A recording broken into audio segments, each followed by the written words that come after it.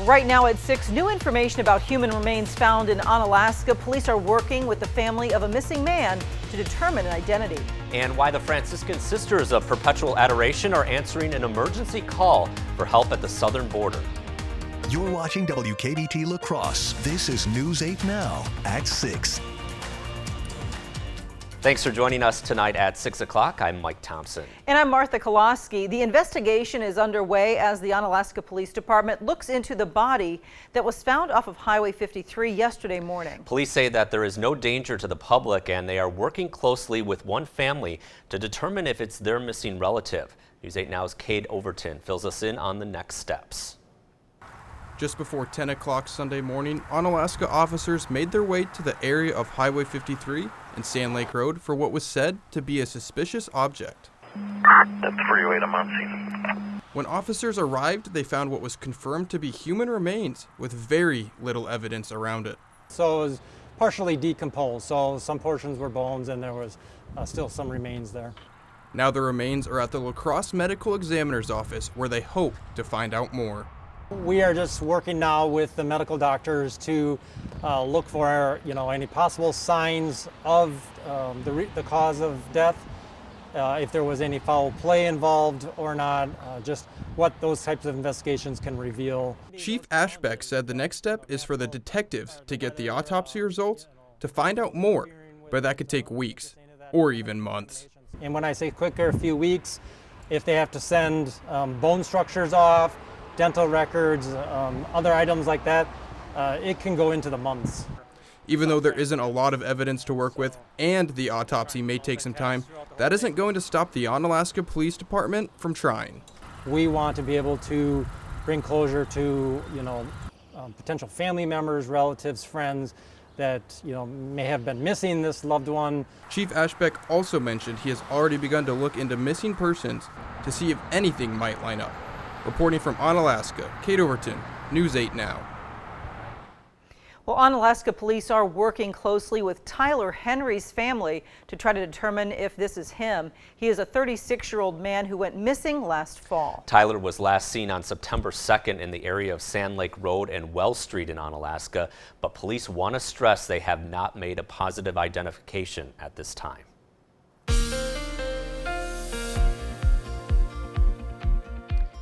Well, I'm sure how nice today felt to you probably depended on your exact location. Look at the high temperature range today.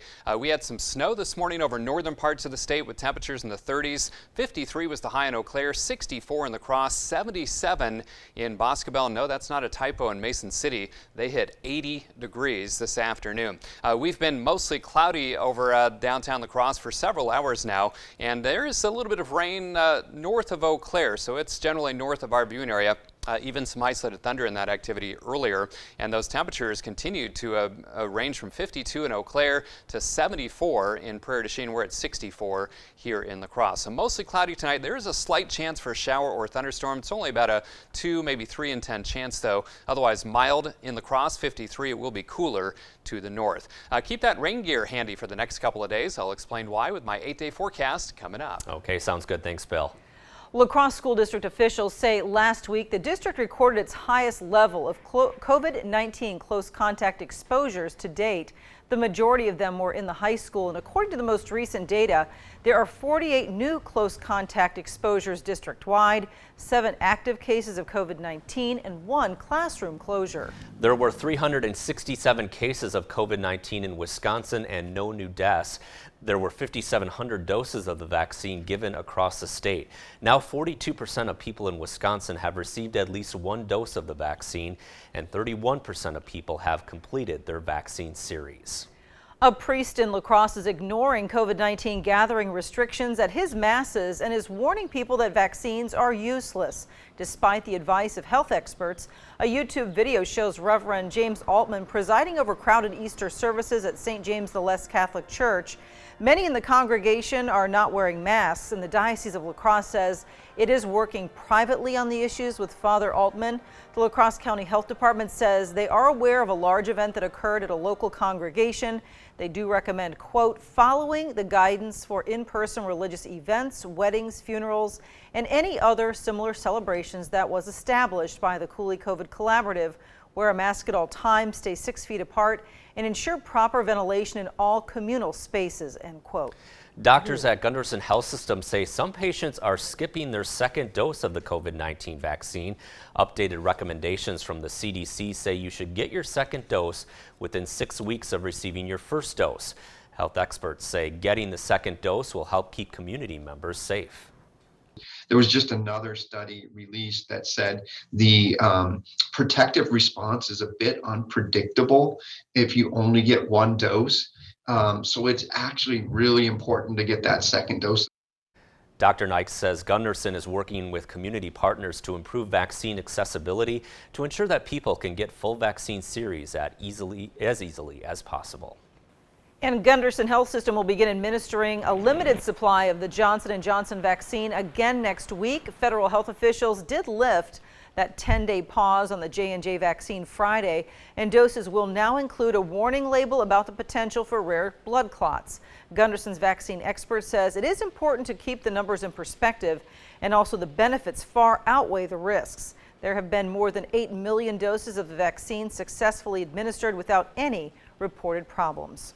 It's still a good vaccine. It's very effective. The population that seemed to have a little higher risk of the blood clots or thrombosis was the younger female population, so 18 to 49.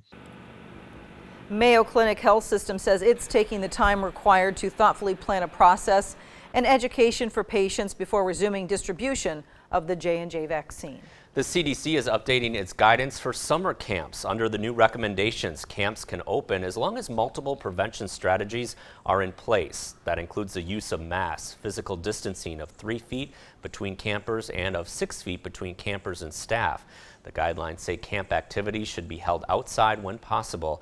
The CDC is also encouraging everyone eligible for the COVID-19 vaccine to get one.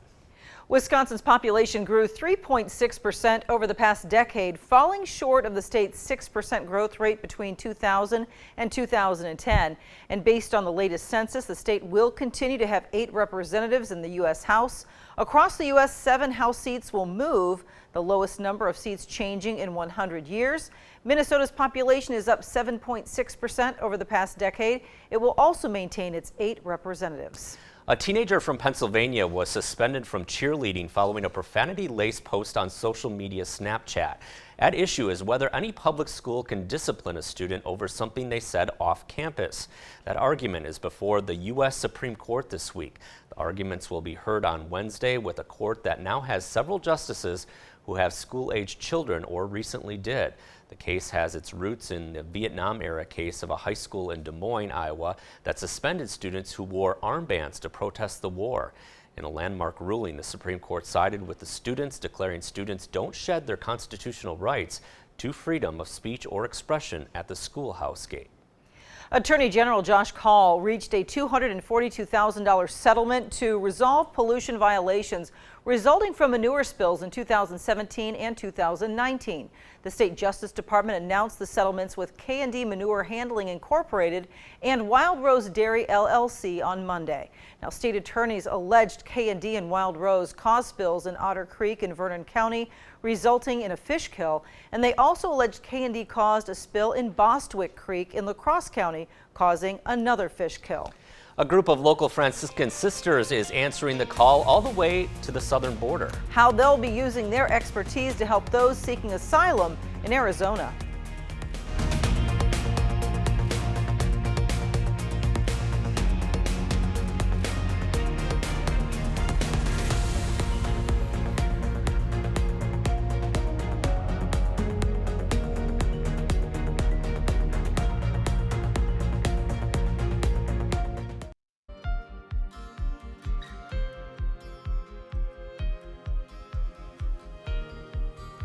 A group of Franciscan sisters is answering an emergency call for help at the southern border. Amy DuPont spoke with the sisters as they left for an Arizona Center for Migrant Families. She has a story you'll see only on News 8 Now.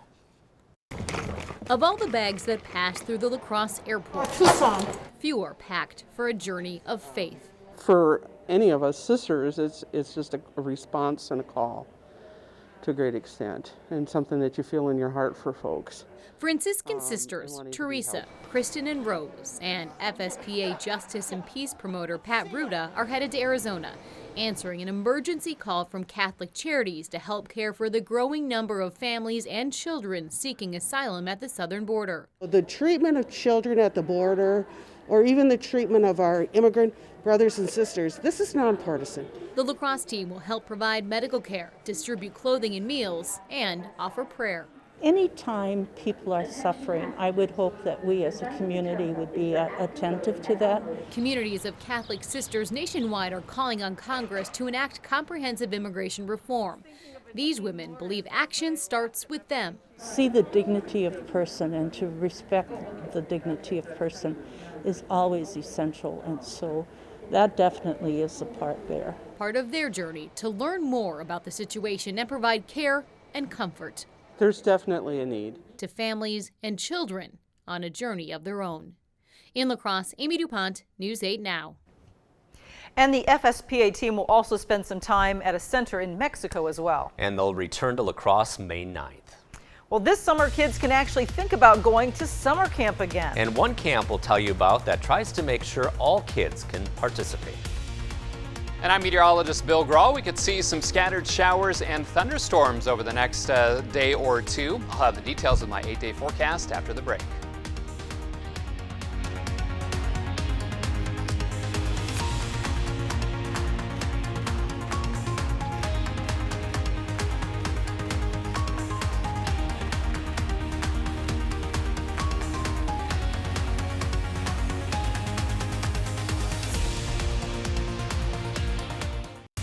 Thank you for watching News 8 Now, our community, your station.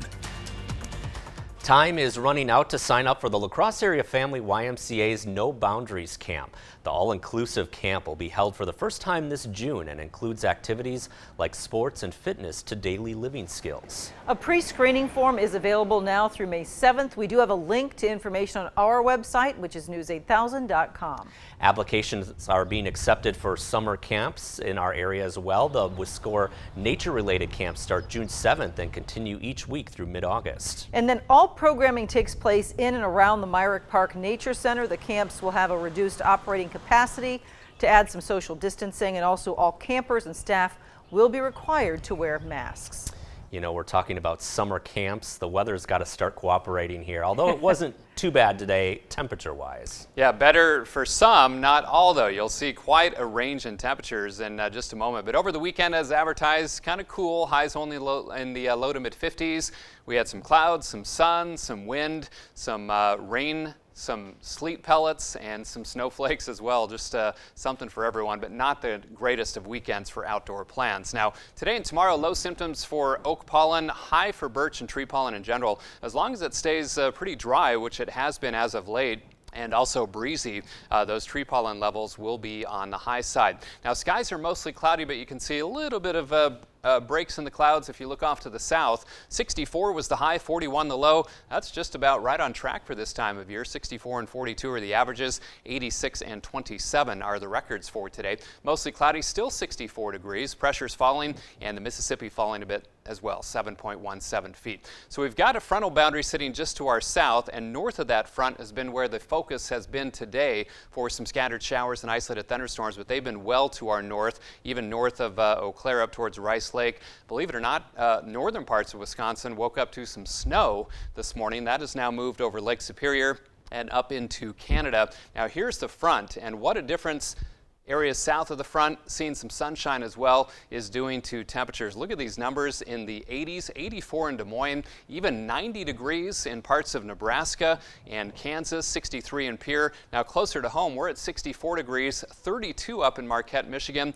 and even our viewing area, 52 in Eau Claire to 72 in Prairie du Chien, so quite a range there. We're right in between here in La Crosse with that 64. You can also see where the front sits with the winds out of the east, north of the front, out of the south, right near and south of the front. So the front literally sits right south of La Crosse, and that's where that much warmer air resides. Now overnight tonight, with that front nearby, we could see at least a slight chance for some hit and miss showers and thunderstorms. It's only about a 20, maybe 30% chance, though. Better chance of storms later tomorrow into tomorrow night. Again, it all kind of hinges on where that front sets up. It could be right near the I-90 corridor, and that would be good news if you're wanting some periodic rain in the La Crosse area. But again, we'll have to watch exactly where that front sets up. Now, the Storm Prediction Center has most of our area in a level 1 out of 5 risk, so it's not a great chance, just an isolated strong to severe storm possible. Later tomorrow and tomorrow night is the timing I'm thinking, and the main threat would be some isolated large hail, just something we'll keep an eye on for you.